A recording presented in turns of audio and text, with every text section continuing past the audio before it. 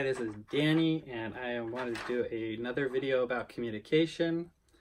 Wanted to do this video because of the last video I did. Someone suggested that I stop saying and that's something I'm working on. They said it's a sign of not preparing, so I decided to prepare more. Here's my notes so that I can not say so much. And then what I wanted to do, and the other thing they said was that I needed to talk about what was important to the other person. And so that idea kind of expanded in my mind, and so I want to just share this idea. What I call it is don't strip it down. And basically the idea is we want to talk about what other person wants to talk about, not what's important to us. So here's the diagram. So when we have a conversation, someone says ideas. These letters just represent ideas that a person communicates to us, and they might communicate all of these ideas to us. But when I hear this person, what I hear is, I minimize the first idea, X, I minimize the second idea, Y. The third idea, Z, is really important to me, so I maximize it. I don't hear the W, and the H is minimized, and then I hear A because that's important to me.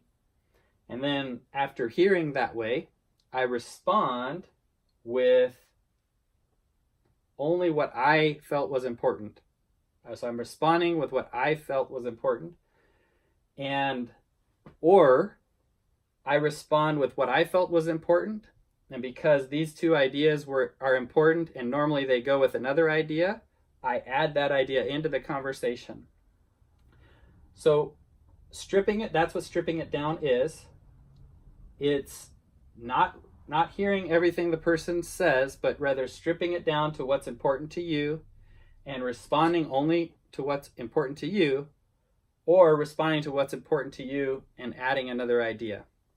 When you do this, when you respond to what's important to you and you add another idea, you're no longer talking to the other person, you're talking to yourself, because they were not talking about this at all, and you just started talking. You heard what you wanted to hear or what you thought was important, and now you're having a conversation, but it's not actually for the other person anymore, it's for yourself. So that's what stripping it down is.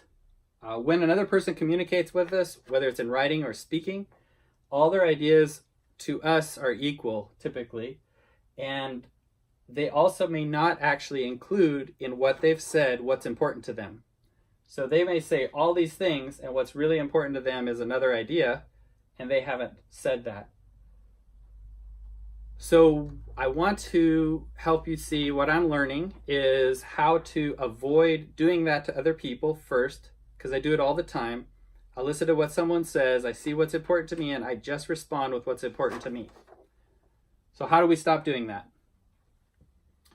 So how to stop is, first you check if you heard them.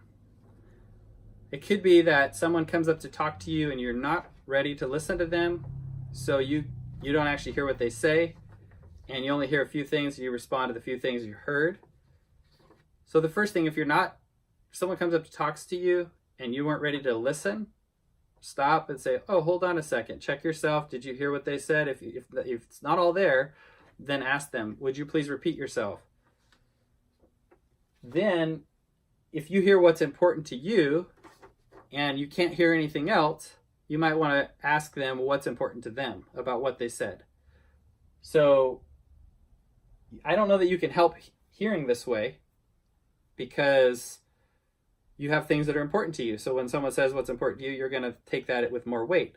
But what you can do is you can ask them what's important to them in the conversation.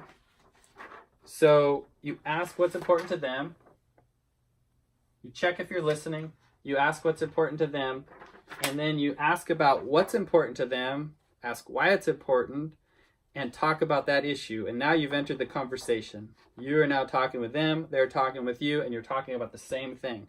And it's important to both of you, or it's important to them, and you're engaging and talking about what's important to them. Also, when you hear something that's important to you, it's okay to talk about that with the person. But first, they've engaged you in a conversation. First, find out what's important with them. Once you find that out and you've talked about that, then you could go back and say, you know, you mentioned this other thing, this idea, and I want to talk about those things. Do you mind? And they will tell you yes or no. Then you could talk about it, and they're actually in the conversation with you, and everybody's on the same ground, and you're talking. They may say, oh, those things aren't important to me, I don't really feel like talking about them, and move on, and that should be okay too. Okay, and so so how to stop it doing to others? You check that you heard them, you ask them what's important to them, and then you ask and talk about what's important to them. Okay, now what happens if someone's doing that to you? You've said a bunch of ideas, and they come back with either only what's important to them or what's important to them and something else. How do you stop that from happening to you when you want to get an idea across? What I find is important is not to add anything to the conversation. Once you realize that a person is not listening to you and they're only talking about what they want to talk about, don't add anything to your conversation. So for instance, sometimes we'll say this, they'll respond with this or this, and we'll take what they've said and we'll validate it and we'll keep talking about it. And then we'll get in this rabbit trail where none of us really want to be talking about this thing, and we are, and maybe we're fighting, and it's not helpful. So don't add anything to the conversation. Instead, when they say this, say, oh, I'm sorry, and repeat what you've said again. This is what I said, and this is what I want to talk about. Or reorganize your thought, or tell them what's important to you. Like, this is what I said, this is what's important to me, I want to talk about that. If they won't engage in the conversation with you, if they won't talk about what you want to talk about, then they're not talking to you anyways. So you might as well end the conversation and say, I'm sorry, I could see you don't want to talk about this. No problem. We'll just stop talking until if you do want to talk about it, come and talk to me. That'll help. The other thing you can do, you can choose to see when they bring up what's important to them, you could choose to do option 1, how to stop it. So they've communicated to you, and you could just go into this. Check. They're not talking to you. It's not your conversation anymore.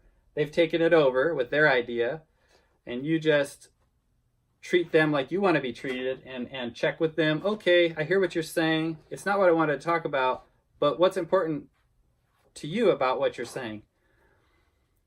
Then they can explain it and get what's off their chest. Then you might be able to go back and say, thanks for telling me about that. I'm glad, and I like to hear your thoughts about that. I feel like we understand each other better. Now, can we go back and talk about what I want to talk about? Once they feel validated and their opinions are heard, then perhaps they'll be ready to go ahead and talk to you about what you actually wanted to talk to them about. So I hope what I've said is clear. What I wanted to get the point across for this video is when we strip down what's important to others and respond with only what's important to us, we are removing some amount of human dignity from the other person, and we're being selfish. But when we communicate clearly, we are building up human dignity and providing an example of how important each person is.